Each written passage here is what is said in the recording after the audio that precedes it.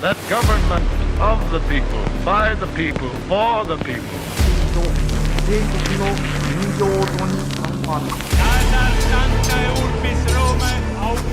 Да здравствует мир между народами. Урд минь Монголын уудам хад, хойно минь Монголын хүчрхэг их мордчлог байваа.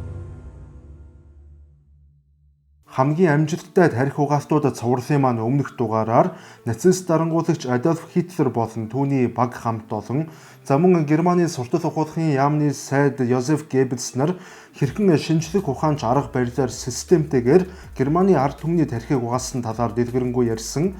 За тэгвэл өнөөдрийн дугаараар бүгд найрамдах ардчилсан Солонгос ард улсыг үндэслэгч Ким Ир Сений тарих угаалтын схемийн талаар бол ерөнхийдөн ярих болно. За ер нь бол хүн төрөлхтний түүхэнд айдас хүчирхийлэл дарангуулал дээр суурилсан ийм дарангуй дэглэмүүд маш олноороо оршиж байсан боловч за тэдгээрийн дийлэнх нь цаг хугацааны явцад бол нуран унссан байдаг.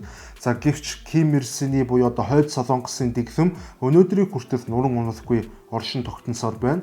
За өөрөөр хэлбэл цус дамжин буюу үе удам дамжин оршсоор байна. За энэ ч утгаараа тарих угаалт яг амжилттай болсон эсэх үзүүлэлтээр нь хэмжих юм бол за Ким Ир Сений кейс бол номер 1 амжилттай кейс болж таарад байгаа юм. За учир нь түүний байгуулсан систем өнөөдрийг хүртэл нураагүй бөгөөд үр хүүхдүүд нь системийг өвлөн авч одоо хүртэл маш амжилттайгаар ажиллаж байна. Хойд Солонгосын хувьд бусад дарангуйлалтай байсан улсуудыг бодвол тентхийн ард иргэд өөрсдийгөө төдийлөн дарангуйлалд амьдарч байна. Түүхийн буруу талд амьдарч байна гэдгээ мэддэггүй. Мөн тэнд удирдагчаа шүүмжлэн гэдэг нь гэмт хэрэг гэхээсэн илүүтэйгээр цэвэр ёс суртахууны гажуудал гэж тооцогддог. Хойд Солонгосын их удирдагч өөрийн ард түмний хувьд энгийн нэгэн удирдагч бус харин бүхэл бүтэн итгэл үнэмшил болон оршдог.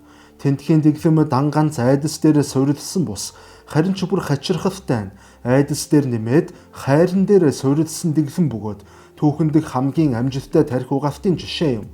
Иймээс өнөөдрийн дугаараар Ким Ир Сен хэрхэн ийм хүчирхэг тарих угаалтын системийг зохион бүтээсэн талаар мөн төр засаг хэрхэн яаж оюун санаа хүний итгэл үнэмшлийг үе дамжуулан өвлүүлдэг талаар ярих болно. Та бүхэндээ манай хамтран ажиллагч байгууллага авторг нь хууль зүйн товчоогоо танилцуулж байна. Хэрвээ танд болон таны аж ахуй нэгжид ямар нэгэн байдлаар хууль эрх зүйн зөвлөмж туслалцаа хэрэг болвол авторганд хандаарай. 1910 онд Солонгосын хойг аль биесээр Япончуудад эзлэгдэж Японыг колонитдаг болов. Япончуудад Солонгосын хойгт 1910-аас 1945 оны хооронд засаглахдаа Солонгосын хэл соёлыг устгах бодлого эрчимтэй явуулж тухайн үндэстний үг түүхийн сурвалж бичгүүдийг устгаж эхэлсэн байдаг. Ингэснээр солонгосчууд маш хурдтайгаар оюун санааны хоосролт автаж эхэлжээ. Япончууд Солонгос үндэстний өөрсдийгөө таних суурь ухаан, түүхэн ой санамжийг нь эхний ээлжинд устгахаар хичээсэн байдаг. Улмаар 1945 онд дэлхийн 2 дугаар дайнд Япон улс ялагдав. Гэхдээ солонгосчууд Япончуудыг өөрсдийн хүчээр ялаагүй, харин бусад улсууд ялаж өгөв. Тэд өөрсдөө дайтан тэмцэж ялаагүй учраас Солонгосын ард түмэнд тусгаар тогтнолыг өөр гадны улсууд буюу чөлөөлөгчийн дүрээр ирсэн улсууд олгосон байдаг. Солонгосын хойгийн хойд талыг Зөвлөлт холбоот улсын улаан арим чөлөөлж, өмнөд талыг харин Америк нэгдсэн улс чөлөөлсөнийг бүгд мэднэ. Зөвлөлтийн чөлөөлсөн хойд нутагт Ким Ир Сен тухайн үеийн зөвлөлтийн тусламжтайгаар улс төрийн тавцанд хүч төрөн гарч ирэв. Тэрээр би та бүхнийг чөлөөлсөн хэмээх тарих угаалтыг нэвтрүүлж, хойгийн хойд хагасын ард түмэнч түүнд нь итгэж, Ким Ир Сен бараг өөрөө домогт аврагч болж, харийн дарлаас чөлөөлөгч мэтээр тодорч эхэлжээ. Мэдээж хэрэг зөвлөлт холбоот улсын бодлого дэмжлэг энэ бүхний цаана байв. Гэтэл 1950 онд Солонгосын хойгийн дайн эхлэв.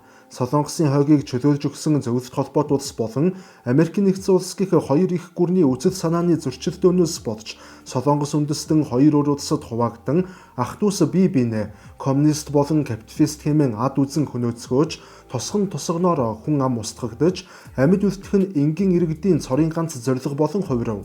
Ийм хүнд хэцүү цаг үед хүмүүс эрх чөлөө хүсэхээ болж, эрдэв асуудлуудыг шөмжлөхээ болж, гагцхүү дайн хурдан дуусаасаа, дахин дайн битгий гараасаа гэж л хүсэж эхэлдэг. Нэг ёсондоо бол хүмүүсийн сэтгэл зүйд айдас хурж эхэлжээ. Харин айдас гэдэг нь өөрөө тарих угаалтыг бойжуулах хамгийн үржил шимтэй хөрсөнд тооцогддог. Улмаар Солонгосын хойгийн дайн гал зогсоосны дараагаар хоёр Солонгос хоёулаа асар их хохирлыг амсав. Хойд Солонгосын хувьд бараг бүхэлдээ шахуус сүрээд байсан ч Ким Ир Сен өөрийн ард түмэнд хандан ёс суртахууны хувьд бид язалт байгуулсан Америкчууд ухарч зугтсан гих суртал ухуулахыг нэвтрүүлжээ. Нэг ёсондоо тэрээр дайны язалтч биш, ялагдагч биш нөхцөл байдлыг өөрсдийн язалт мэтээр ард түмэндээ ойлгуулж эхэлсэн. Улмаар дайны дараа хэл бүрэн хаагдаж, Хойд Солонгост радио, ном зохиол, кино урлаг төрийн хяналтанд шилжиж, иргэдийн мэдээлэл авах бүх боломжийг төр хянаж, гагцхүү төр засгийн хэлсэн зүйлсээс өөр мэдээлэл, өөр үннийг мэдэх боломжгүй болгов. Хүн гэдэг угаас худал зүйлийг худал гэдгийг ойлгохын тулд зайлшгүй үнэнтэй харьцуулах шаардлага тулгардаг. Харин харьцуулах зүйл байхгүй болсон тул худал нь үнэн мэт ойлгогдож эхэлжээ. Улмаар Ким Ир Сен зөвлөлтийн загварыг Хойд Солонгост нутагшуулж эхлэв. Нам төвтэй систем тогтоож, тагнуул болон хорих лагеруудыг ажиллагаанд оруулж, ард түмнийг айдаст автуулж эхэлсэн. Улмаар 1948 онд Хойд Солонгост их хэлмэгдүүлэлт буюу их цэвэрлэгээ болсон. Энэ нь яг л зөвлөлтөд болсонтой адилаар нам доторх сөрөг хүчнүүдийг бүгдийг нь устгалд оруулж, Ким Ир Сен бүх эрх мэдлийг өөртөө төвлөрүүлж, харин устгалд өртөлгүй амьд үлдсэн намын гишүүд өөрсдийгөө азтаад тооцож эхэлжээ.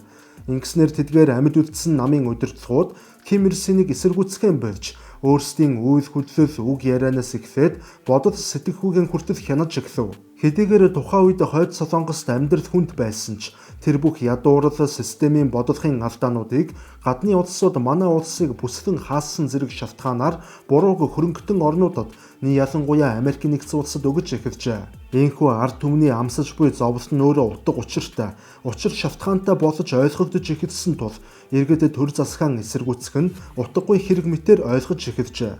Одоо үргэлжлүүлээд Ким Ир Сен өөрийн тарих угаалтыг хэрхэн төгс хэрэгжүүлсэн талаар ярив. Тэрээр хамгийн түрүүнд бүгд найрамдах ардчилсан Солонгос ард улсын удирдагчийг тус улсын эцэг болгон зарласан байдаг. Учир нь Солонгосын гэр бүлийн уламжлалт эцгээ шүүмжлэх нь ёс суртахууны гажуудад бөгөөд эцэгтэй талархах нь үр хүүхдүүдийн үүрэг хэмээн номлодог байв. Ким Ир Сен яг тэр уламжлалт дээр тоглолт хийж өөрийгөө улсын эцэг болгон зарласан. Ингэснээр Ким Ир Сенийг шүүмжлэх нь ёс суртахууны хувьд буруу мэт ойлгогдох болов. Мөн тэрээр тарих угаалтыг нарийн үе шатуудтайгаар гүйцэтгэжээ. Ким Ир Сен ганцаараа Японы эзлэн түрэмгийллийг зогсоосон нэгэн хэмээн өөрийнх нь суртал ухуулахыг хийж, тус улсын гаргасан бүхий л амжилтууд удирдагчийн гавьяа болж, харин алдаа болон буруу шийдвэр бүхэн дайснууд болон урвагчдаас болсон хэмээн номлодог болов. Мөн хүүхдүүдийг бүр цэцэрлэгт байхаас нэгэн тарих угаалтайгаар өсгөн хүмүүжүүлснээр Хойд Солонгосын хүүхдүүд асуулт тогтоосон асуудаггүй, чимээгүй итгэгчд болон хувирав.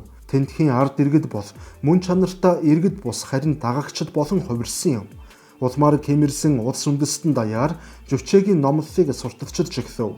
Жуче гэдэг нь логик сургаал бус харин ард түмний итгэлийн системийг нэрлэнэ. Арай ойлгомжтойгоор тайлбарлавал Жуче нь өөрөө шашны үүргийг орлон гүйцэтгэдэг гэсэн үг. Их удирдагч харин бурхан хэмээн өргөмжлөгдөж, Кимийн зохиолууд шашны номлолуудыг орлож, удирдагчаа эргэлзэх нь нүгэл хэлэнц мэт ойлгогдож, эдгээр нүгэл үлдсэн эргэлзэгчдийг шашнаар бол тамад буюу Хойд Солонгосын хорих лагеруудад эвхээдэг системийг зохион бүтээв. Тэрээр улс төрийг бараг шашин болгож чадсан нэгэн. Дэлхийн дийлэнхэд дарангуй дэглэмүүд удирдагчийн үхэлтэй хамт төгсдөг бол Хойд Солонгосын дарангуй дэглэм цусаар өвлөгдсөн юм. Энэ бол Ким Ир Сений тарих угаалтын хамгийн суут алхам байлаа.